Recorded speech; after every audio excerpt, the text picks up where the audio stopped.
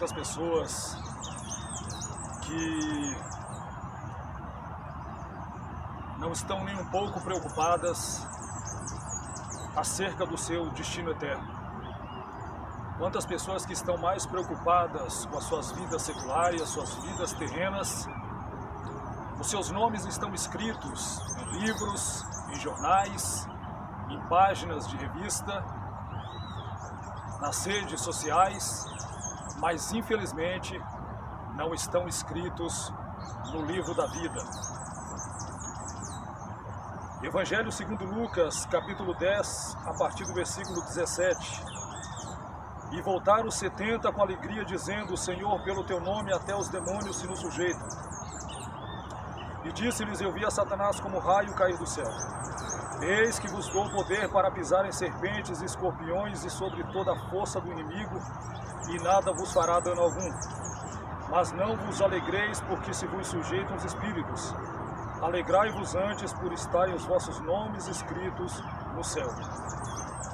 O principal que o Senhor Jesus Cristo ele nos ensina através deste relato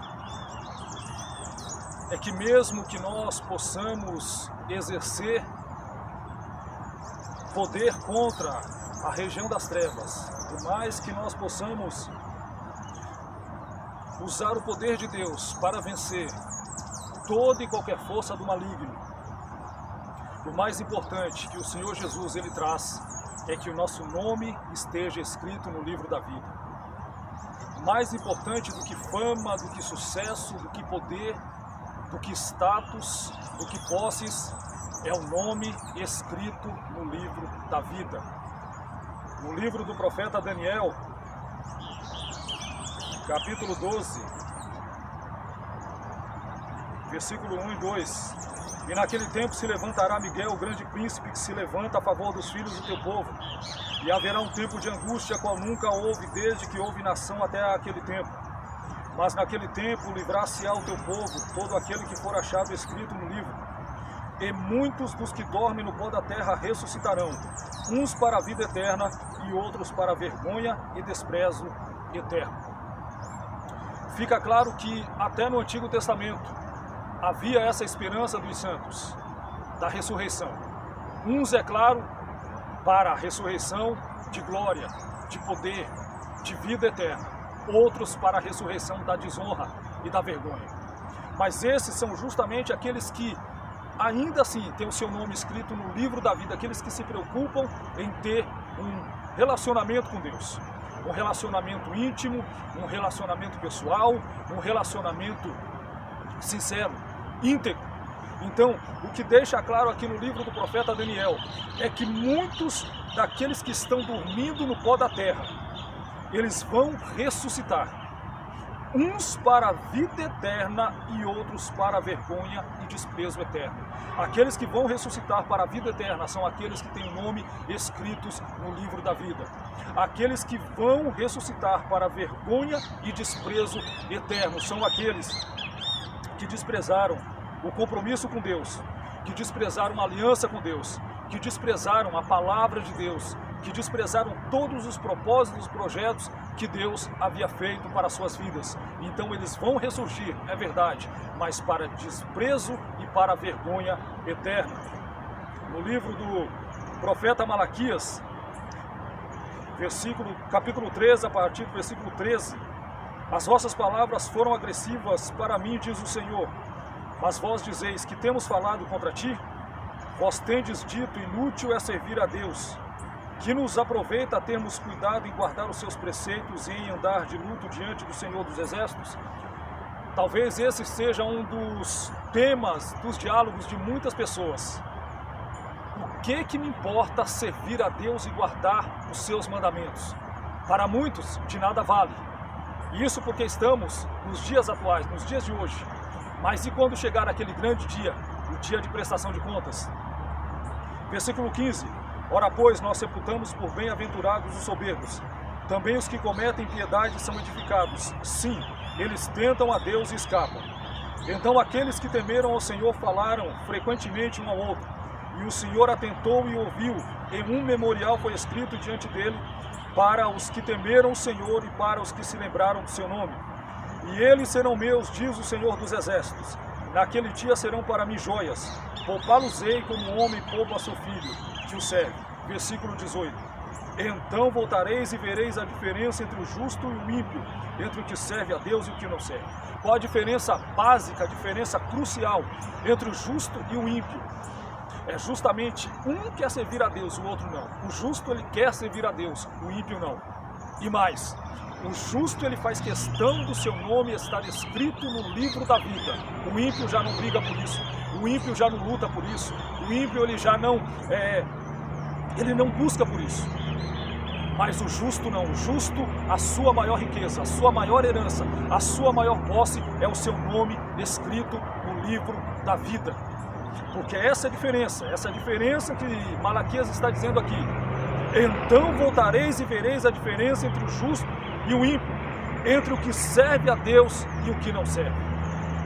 Então naquele grande dia, Deus ele pega o justo, que é o seu tesouro, coloca de lado, poupa, guarda, livra. Mas o ímpio, aquele que despreza a Deus, aquele que não teme a Deus, esse vai ser condenado. Apocalipse capítulo 20.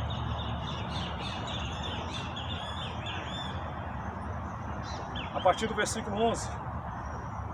E vi um grande trono branco, e o que estava sentado sobre ele, de cuja presença fugiu a terra e o céu, e não se achou lugar para eles.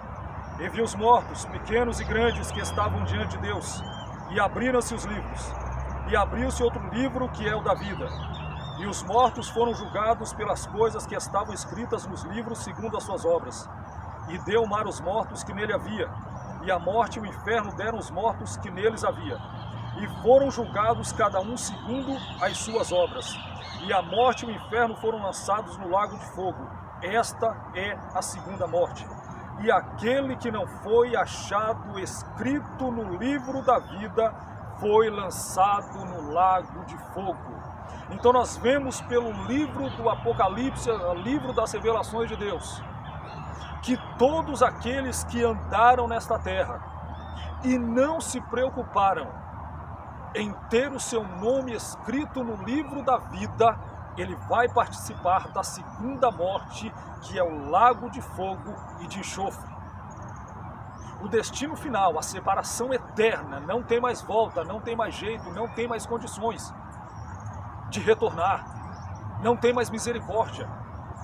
Então o que o Senhor Jesus ele manda que João escreva é justamente isso. E a morte e o inferno foram lançados no lago de fogo, esta é a segunda morte. E aquele que não foi achado escrito no livro da vida foi lançado no lago de fogo. Então as pessoas precisam se conscientizar disso. Deus, ele vai julgar, vai haver julgamento. As nossas vidas lá na frente serão julgadas. Como está escrito lá em Daniel, até mesmo aqueles que morreram vão ter que ressuscitar para serem julgados. A diferença é se quem morreu servindo a Deus, morreu com o nome escrito no livro da vida, ou se morreu na impiedade, sem se preocupar com o seu destino eterno. No capítulo 21 de Apocalipse, a partir do versículo 9, e veio a mim um dos 7 anjos que tinha 7 taças, cheias das últimas 7 pragas, e falou comigo dizendo, vem, mostrar-te-ei a esposa, a mulher do Cordeiro. E levou-me em espírito a um grande e alto monte, e mostrou-me a grande cidade, a santa Jerusalém, que de Deus descia do céu. E tinha a glória de Deus, e a sua luz era semelhante a uma pedra preciosíssima, como a pedra de jaspe, como cristal resplandecente.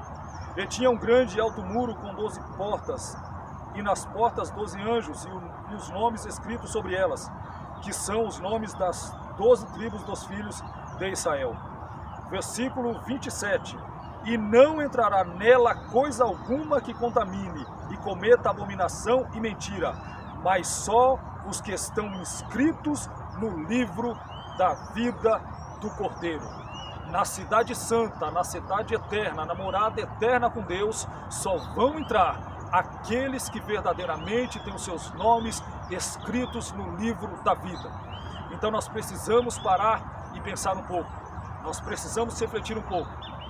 Se vale a pena ganhar todo mundo e perder a vida eterna.